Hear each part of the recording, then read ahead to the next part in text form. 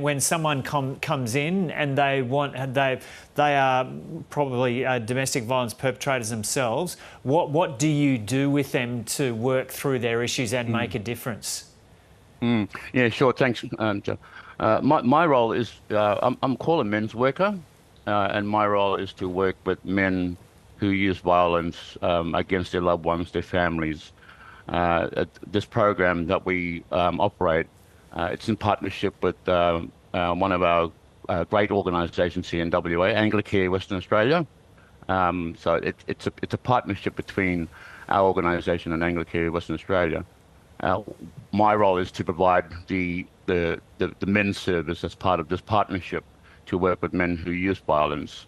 And what we do here is that we, offer men to come to join us, to come on board to join us, and to come to do these weekly workshops that we run, addressing family violence issues.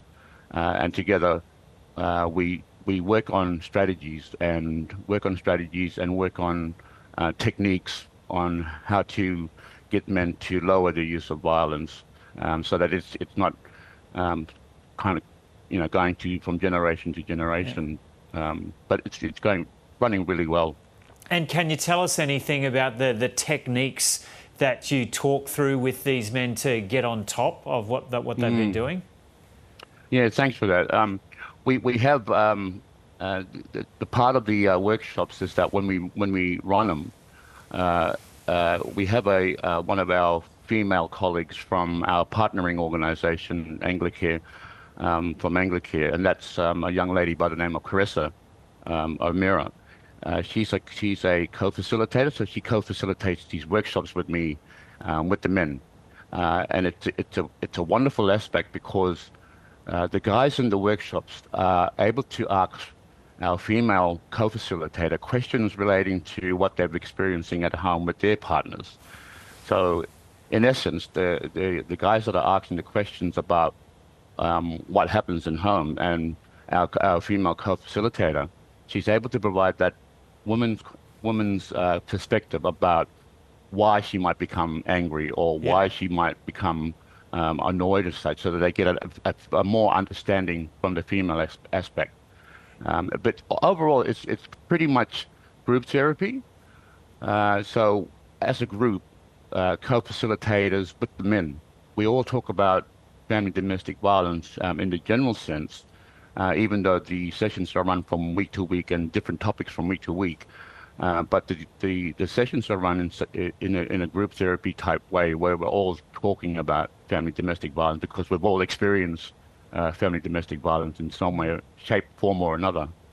And can you tell us about any individuals, obviously without identifying them, but any individual stories of men who've come through the program and you've seen a big change in how they approach things?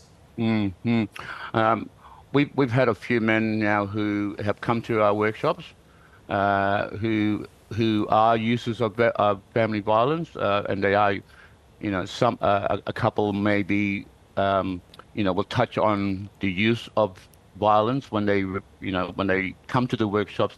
They may go home, they might have a bit of an incident.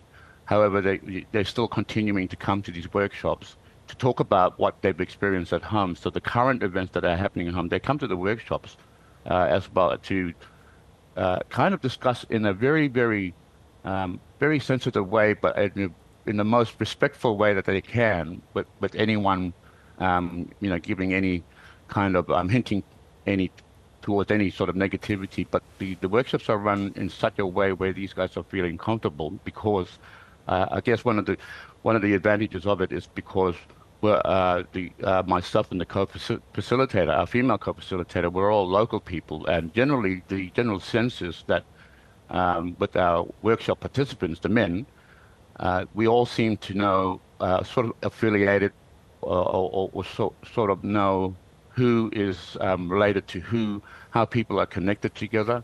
That's very, very important in this context when running these types of workshops for our Indigenous men locally. Yeah, and so it really feels like you're making a difference. Yes, and we've even had we've had a fellow who's been placed on a community-based order. So rather than sending him to jail, he was placed on a community-based order. He's come to the workshops, and now he's completed the community-based order. However, he's now returned back home to his partner. His partner has also approached us to say how much difference he's seen at home too as well. So it's, and just to hear that, it's a wonderful news. It's great news. It's fantastic news. We haven't heard any other incidents about this guy who was placed on a community-based order, who was ordered to come to the workshops, and now we don't hear any further incidents as such by way of referrals. So it's fantastic news, and I think it's very important. And having feedback like that, it says to us that we must be making some kind of difference here. But just to an individual who's done that, who's gone through that, it's just fantastic news. So it's quite refreshing. Yeah, good stuff. Okay, Floyd Churnside, thanks so much for talking to us from Derby in WA. Thank you. Thanks very much.